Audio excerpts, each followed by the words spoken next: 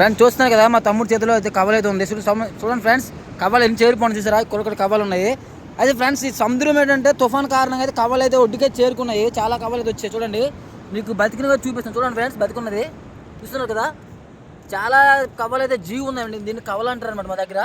చూసారు కదా, బతికైతే ఉన్నాయి. చాలా చాలా చేరున్నాయి.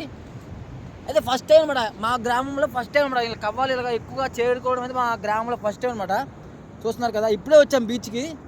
ఇది మా ఫస్ట్ టైము ఇలా చూడడం మా ఊర్లో ఫస్ట్ టైం ఇది, ఇసుకలపాలెంలో.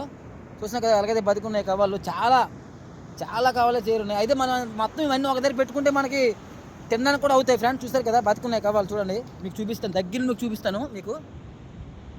చూస్తున్నారు కదా ఫ్రెండ్స్, సబ్స్క్రైబ్ చేసుకోండి, కామెంట్ చేయండి.